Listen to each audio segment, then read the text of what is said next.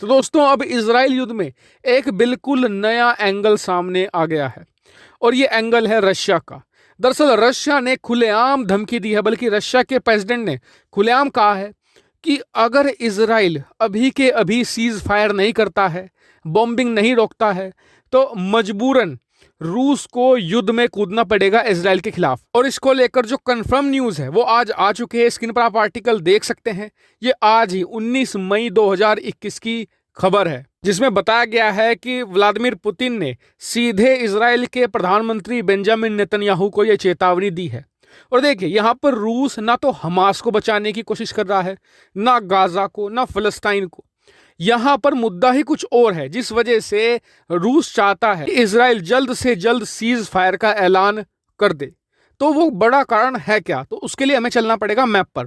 दरअसल देखिए स्क्रीन पर देखिए, आपको पता होगा कि गाजा पट्टी यहाँ अभी तक तो युद्ध यहाँ लड़ा जा रहा है, लेकिन अब हुआ क्या है कि पिछले 3-4 दिनों से जो यहाँ पर ये देखिए लेबनान की और जो इजराइल की सीमा है, यहाँ पर भी कुछ जो झड़प है इजराइल और लेबनान के बीच में हुई है। इतना ही नहीं, जो यहाँ पर कुछ रेबल ग्रुप है सीरिया के, जो कुछ आतंकी संगठन है, उन्होंने भी यहाँ पर इजराइल को नुकसान पहुंचाने के लिए कुछ मोर्टार दागे हैं, कुछ रॉकेट दागने की कोशिश करी है। और जो ये सीरिया के आतंकी संगठन है, इन्हें क्लियरली सीरिया की सरकार समर्थन देती है, सीरिया की सेना समर्थन देती है। ऐसे में हम सभी लोग जानते हैं इजराइल का स्वभाव, वो ना सिर्फ इन आतंकियों को मारेगा बल्कि जो सीरिया की सेना है उसे भी मारेगा। और बस यहीं पर आ जाता है रशिया का रोल। दरअसल सीरिया रूस के लिए बहुत ज़्यादा इंपॉर्टेंट है। वो क्यों? सबसे पहले तो सीरिया एक तरीके का ऐसा पॉइंट है रूस के लिए, जिसकी मदद से वो यहाँ पर पूरे मिडिल ईस्ट पर नज़र बनाए रख सकता है।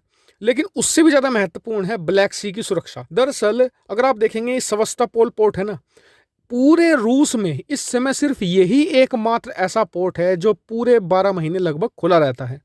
लेकिन अगर नाटो चाहे तो वो तुर्की की मदद से, तुर्की भी तो नाटो का ही सदस्य है, वो यहाँ से इस रास्ते को ब्लॉक कर सकता है, जिससे कि जो रूस है वो पूरी दुनिया से कट जाएगा। हालांकि आपको लगता होगा कि रूस बहुत बड़ा है, लेकिन अगर आप रूस के चारों तरफ देखें तो पूरी तरफ से वो बर्फ से घिरा हुआ देश है।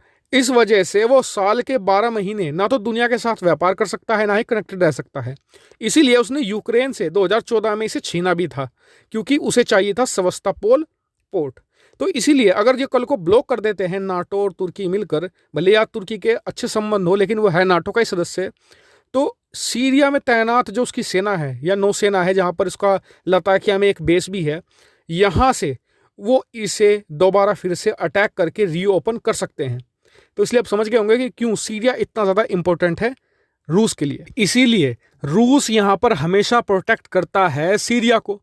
तो ऐसे में रूस को डर ये लग रहा है कि आज की तारीख में अमेरिका में है बाइडन, जो वैसे ही रूस के बहुत ज़्यादा खिलाफ रहते हैं। इसके अलावा जो बाइडन है वो सीरिया के भी काफ़ी खिलाफ हैं। तो रूस को ये लग रहा है कि यहाँ पर जो अमेरिका है वो इजराइल को बढ़ावा दे सकता है कि जी आप जाइए सीरिया में जोरदार स्ट्राइक कीजिए, हम आपके साथ हैं।